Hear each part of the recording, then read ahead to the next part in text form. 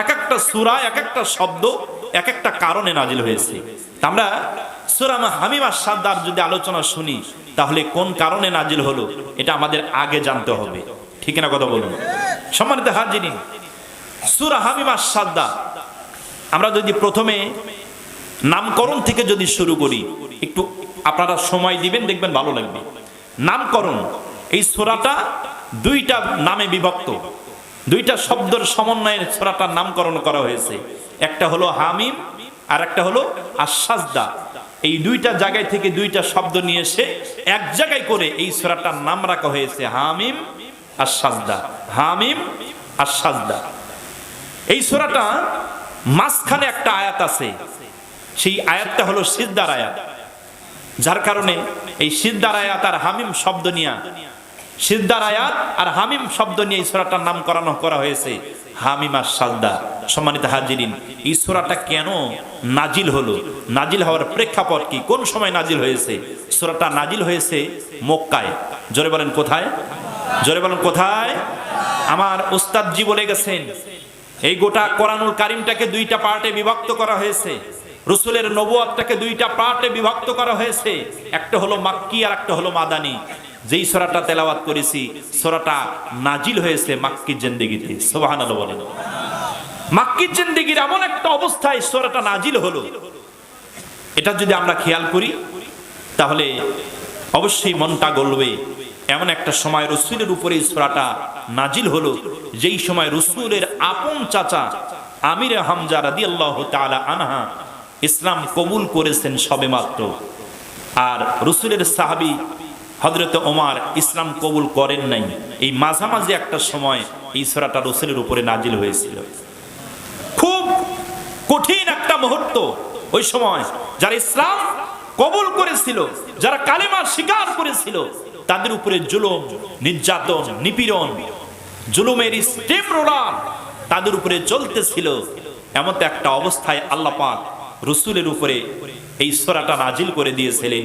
সম্মানিত হাজিরিন, রাসূলের কাছে এই সূরাটা এমন একটা সময় আসলো, আল্লাহ রাসূল একদিন মসজিদের ভিতরে বসে আছেন, হারামের ভিতরে বসে আছেন এক কোনায়, আর এক কোনায় কিছু কাফের কুরাইশ নেতারা আসর বসিয়ে গল্প গুজব করতেছে। এমন একটা অবস্থায় উতবা ইবনে রাবিয়া নামে একজন নেতা প্রবেশ করলেন। উতবা ইবনে রাবিয়া দেখতেছেন যে রাসূল এক কোনায় বসে আছেন আর মক্কার কাফের কুরাইশ নেতারা এক কোনায় বসে আছেন। উতবা ইবনে রাবিয়া সেখানে গিয়ে বসলো, কাফের কুরাইশদের কাছে গিয়ে বসলো। গিয়ে বসতেছে, দেখো আজকে একটা সুযোগ চলে যায়। ওই যে দেখো মুহাম্মদ সাল্লাল্লাহু আলাইহি ওয়াসাল্লাম সে একা একা বসে আছে, তোমরা যদি আমাকে অভয় দাও আমি তার কাছে তিনটা প্রস্তাব নিয়ে যাব। কয়টা প্রস্তাব? তিনটা প্রস্তাব নিয়ে যাব। কারণ আজকে কোথা থেকে কি নিয়ে এসে আজকে দাওয়াতি কাজ করতেছে, গোটা সমাজ বিশৃঙ্খলা হয়ে গেছে, গোটা সমাজ তছনছ হয়ে গেছে। আমাকে যদি তোমরা অভয় দাও তিনটা প্রস্তাব নিয়ে যাব। আমার বিশ্বাস এই তিনটা প্রস্তাবের যে কোনো একটা প্রস্তাব মুহাম্মদ মেনে নিবে। কি প্রস্তাব? উতবা ইবনে রাবিয়া রাসূলের কাছে গিয়ে বলতেছেন, ভাতিজা মুহাম্মদ, দেখো তুমি তোমার বংশগত দিক দিয়ে সবার সেরা, তোমার বংশের সাথে কারো তুলনা করা যায় না, তুমি সবচাইতে বড়, কিন্তু তুমি একটা উদ্ভট যে দাওয়াতি কাজ করতেছো, এই দাওয়াতি কাজের জন্য তো আমরা বিরক্ত হয়ে গেছি, আমরা অতিষ্ঠ হয়ে গেছি। সুতরাং আমি তোমার কাছে কিছু প্রস্তাব নিয়ে আসছি, একটু মনোযোগ সহকারে শোনো। এই প্রস্তাব দেখো তো গ্রহণ করা যায় কিনা। নাম্বার ওয়ান, প্রস্তাব নাম্বার ওয়ান, প্রস্তাব দিচ্ছে, ভাতিজা তুমি যেই দাওয়াতি কাজগুলো করতেছো এর বিনিময় আমরা বুঝতে পারতেছি, এর বিনিময় বুঝি তুমি অনেক টাকা পয়সার মালিক হতে চাও।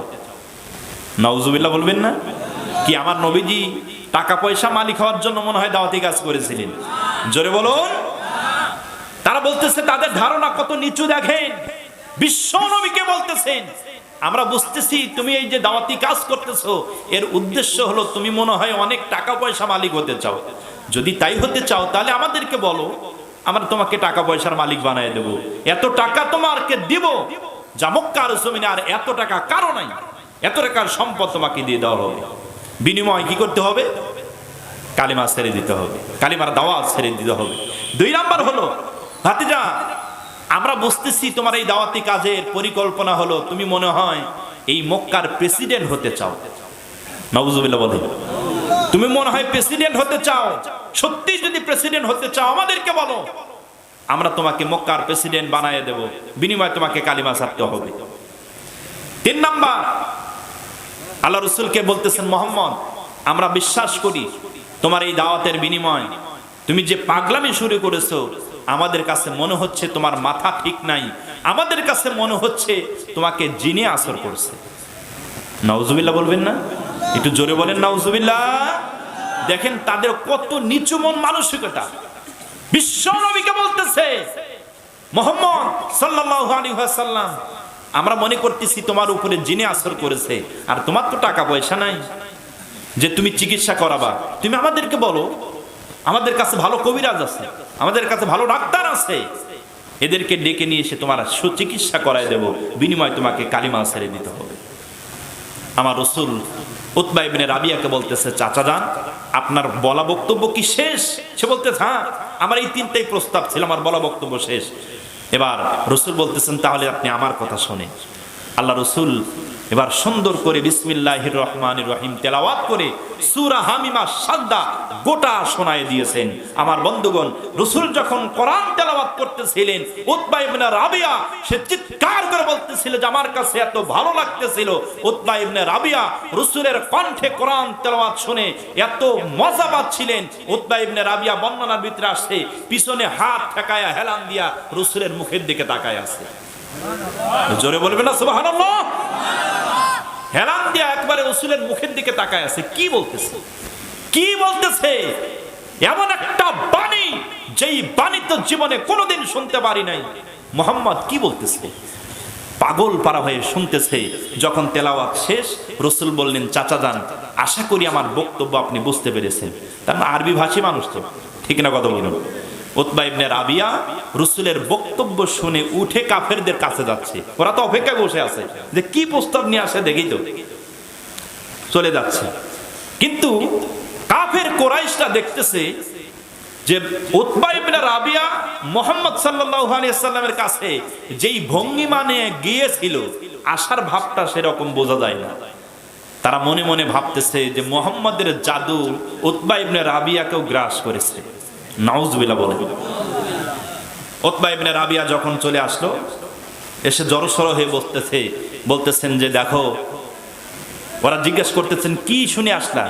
সে বলতেছে, দেখো আমি যা শুনে আসলাম আমার জীবনে কোনোদিন এত সুন্দর বাণী শুনি নাই। জোরে বলেন আল্লাহু আকবার। আমার জীবনে এত সুন্দর এত ভালো বাণী শুনি নাই। আমার বিশ্বাস একদিন আল্লাহর কোরআন এই পৃথিবীর মানচিত্রে প্রতিষ্ঠিত হয়ে যাবে, তাতে কোনো সন্দেহ নাই। আজ থেকে ১৫০০ বছর পূর্বে উতবা ইবনে রাবিয়া কোরআনুল কারীমের পক্ষে ঈমান না এনেও সাক্ষ্য দিয়েছিল মুহাম্মাদের এই কালাম একদিন পৃথিবীর মানচিত্রে প্রতিষ্ঠিত হবে ইনশাআল্লাহ। ১৪৫০ বছর পরে উতবা ইবনে রাবিয়ার কথা আল্লাহ রাব্বুল আলামিনের কোরআনুল কারীম পৃথিবীর মানচিত্রে প্রতিষ্ঠিত হয়ে যাচ্ছে। কথা বলুন ঠিক কিনা?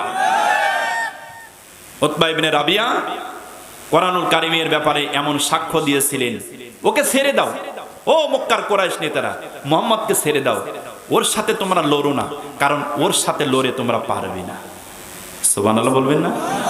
আমি যে বাণী শুনে এসেছি আমার বিশ্বাস ওর পিছনে লেগে তোমরা পারবে না, ওকে ছেড়ে দাও, ওর কাজ ওকে করতে দাও। আরে ও যদি বিজয় হয় তাহলে বিজয় তো আমাদের।